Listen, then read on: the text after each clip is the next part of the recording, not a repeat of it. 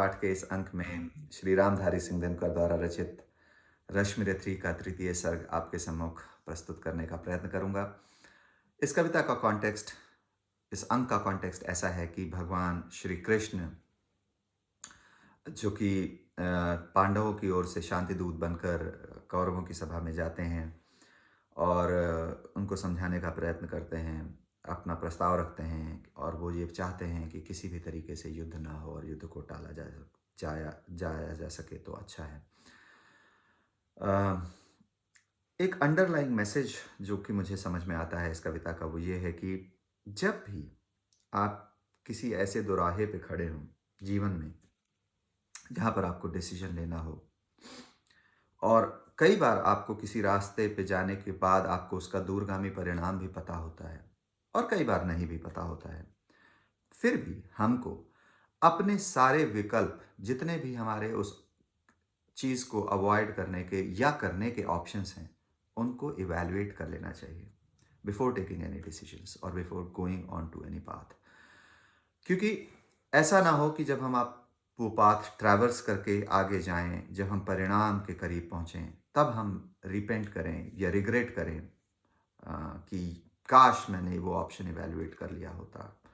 तो सोचना चाहिए और प्रयत्न करना चाहिए पूरे मन से कि कोई चीज़ की जा सकती है या फिर कोई चीज़ नहीं की जा सकती है। इस केस में एक भीषण युद्ध जो कि टाला जा सकता है, उसको टालने का प्रयत्न करने के लिए भगवान शांतिदूत बनकर हस्तिनापुर कौरवों की सभा में जाते हैं।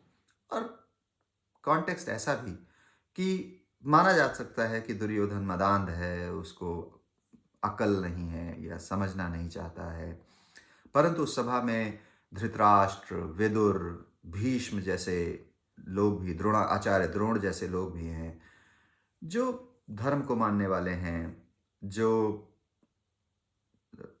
सोच सकते हैं, समझ सकते हैं और हो सकता है कि कुछ बात बन जाए। इस लक्ष्य के साथ भगवान श्री कृष्ण हस्तिनापुर में कौरवों की सभा में और महाभारत के उस काल से आपके सम्मुख ये दृश्य। वर्षों तक वन में घूम घूम, बाधा विघ्नों को चूम चूम, सहधूप घाम पानी पत्थर, पांडव आए कुछ और निखर। सौभाग्य न सब दिन सोता है, देखें आगे क्या होता है। मैत्री की राह बताने को, सबको सुमार्ग पर लाने को, दुर्योधन को समझाने को, भीषण विध्वंस बचाने को भगवान हस्तिनापुर आए, पांडव का संदेशा लाए। दो न्याय अगर तो आधा दो, दो न्याय अगर तो आधा दो, पर इसमें भी यदि बाधा हो तो दे दो केवल 5 ग्राम। रखो अपनी धरती तमाम, हम वहीं खुशी से खाएंगे, परिजन पर असी न उठाएंगे। किंतु कहते हैं कि दुर्योधन इतना मदांध था, इतना आक्रोशित था कि वो बगैर युद्ध के, बिना युद्ध के, सुई के नोक के बराबर की जमीन भी देने को तैयार नहीं था। दुर्योधन वो भी दे न सका, आशीष समाज की ले न सका। उल्टे हरि को बांधने चला, जो था असाध्य साधने चला। जब नाश मनुज पर छाता है, पहले विवेक मर जाता है। जब नाश मनुज पर छाता है, पहले विवेक मर जाता है। हरि ने भीषण हुंकार किया, अपना स्वरूप विस्तार किया। डगमग डगमग दिग्गज डोले, भगवान कुपित होकर बोले, जंजीर बढ़ाकर साध मुझे, हाँ हाँ दुर्योधन बांध मुझे। ये देख गगन मुझ में लय है, ये देख पवन मुझ में लय है। मुझ में विलीन झंकार सकल, मुझ में लय है संसार सकल। अमृत तो फूलता है मुझ में, अमृत तो फूलता है मुझ में, संघार झूलता है मुझ में। उदयाचल मेरा दीप्त भाल, भूमंडल वक्षस्थल विशाल। भुज परिध बंध के घेरे हैं, भुज परिध बंध को घेरे हैं। मैं नाक मेरु पग मेरे हैं, दिप्ते जो ग्रह नक्षत्र निकर। सब हैं मेरे मुख के अंदर। दृग हो, दृग हो तो दृश्य अकांड देख, मुझ में सारा ब्रह्मांड देख। चर चर अचर जीव जक्षर अक्षर, नश्वर मनुष्य सुर जाति अमर। शतकोटि सूर्य शतकोटि चंद्र, शतकोटि सरित सर सिंधु मंद्र। शतकोटि विष्णु ब्रह्मा महेश, शतकोटि जिष्णु जलपथ घनेश। शतकोटि रुद्र शतकोटि काल, शतकोटि दंडधर लोकपाल। जंजीर बढ़ाकर साध इन्हें, हाँ हाँ दुर्योधन बांध इन्हें। भूलोक अतल पाताल देख, गत और अनागत काल देख। यह देख जगत का आदि सृजन, यह देख महाभारत कारण। मृतकों से पटी हुई भू है, पहचान इसमें कहाँ तू है। अंबर में कुंतल जाल देख, पद के नीचे पाताल देख, मुट्ठी में तीनों काल देख, मेरा स्वरूप विकराल देख। सब जन्म मुझी से पाते हैं, फिर लौट मुझी में आते हैं।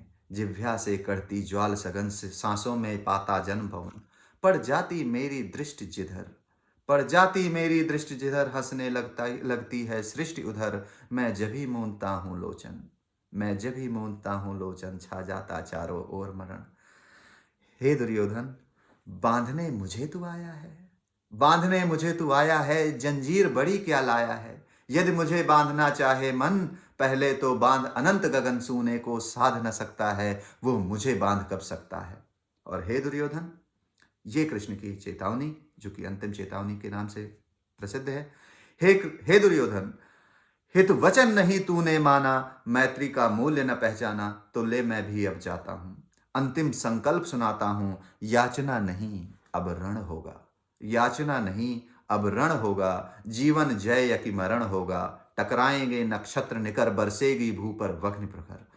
फणशेष नाग का डोलेगा, फणशेष नाग का डोलेगा, विकराल काल मुख खोलेगा। दुर्योधन रण ऐसा होगा, दुर्योधन रण ऐसा होगा, फिर कभी नहीं जैसा होगा। भाई पर भाई टूटेंगे, विष बाण बूंद से छूटेंगे, वायस श्रृगाल सुख लूटेंगे, सौभाग्य मनुज के फूटेंगे।